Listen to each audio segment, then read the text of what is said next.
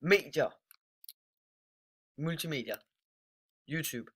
På YouTube, der kan du lægge videoer op, men du kan sågar også bare lægge tekst op på din YouTube-kanal. Du laver din helt egen kanal, og du bestemmer, hvad der skal være. På YouTube, på Facebook, der laver du din egen bruger. Du lægger op, hvad du vil. Du kan lægge videoer op, billeder op, tekst op, og du kan skrive med dine venner. På Wix, der kan man lægge alt op. Det er din helt egen hjemmeside. Du bestemmer, hvad der skal op, og du bestemmer, hvad der skal være på den. Multimedier. Samarbejde. Peopleplotter kan man lave stamtræer med. Det kan man for eksempel bruge til at lave liste over kongerækken. Det er godt, hvis man arbejder sammen, så man kan få et overblik over det hele. Hvis man for eksempel skal lave en præsentation, historie eller andet. MovieCut er et program, der kan bruges til at sætte film, lyd og musik sammen. Det er godt til samarbejde, hvis man skal lave for eksempel en film. Alle de her programmer kan man også bruge alene, men det kan være en fordel at arbejde sammen. Viden. Fingling. På Fingling, der kan du lægge tekst op, du kan lægge video op, musik op.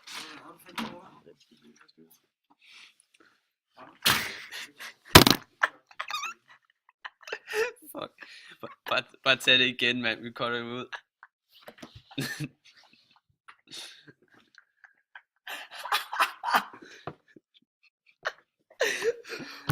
Forfra. Det kan Oh jeg my ikke. god. Skal vi ikke have hele første del, vel? Skal det cuttes ud? Nej, vi gør sådan her. Okay, så.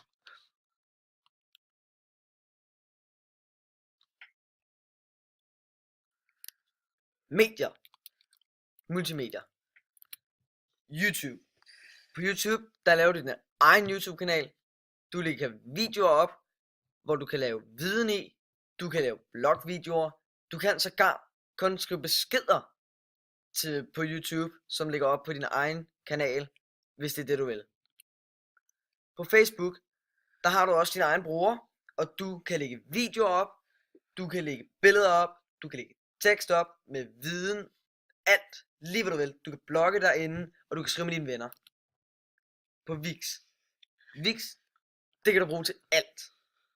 Du kan bruge det til at blogge med. Du kan bruge det til at lægge dine videoer op på.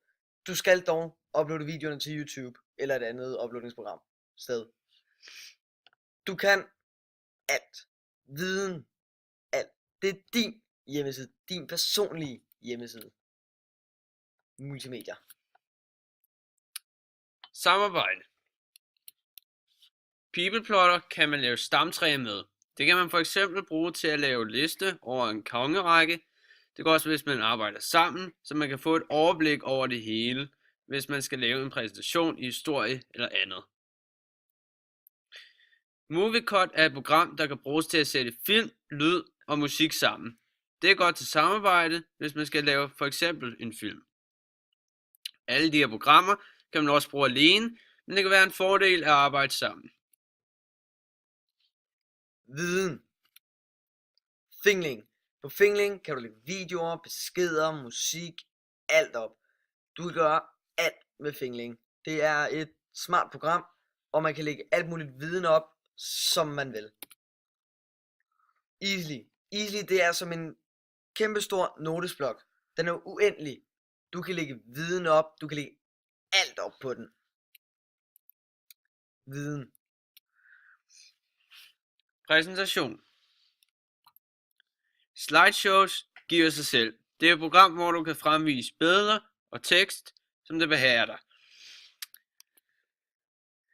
Animoto kan bruges ligesom slideshows. Der er bare flere værktøjer, man kan anvende. Man kan blandt andet bruge forskellige animationer til at vise ens billeder med. GoAnimate. I GoAnimate kan man bruge animationer til at fortælle historier, eller fremlægge med figurer til at give det lidt spice. Præsentation. Podcasting. Soundation. Med Soundation kan man optage sin lyd.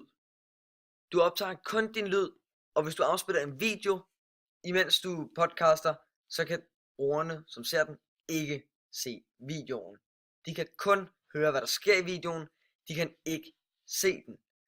Podcasting kan man fortælle om viden, fakta, hvad man nu end vil derinde. Podcasting. Lavet af Victor, Axel og Patrick.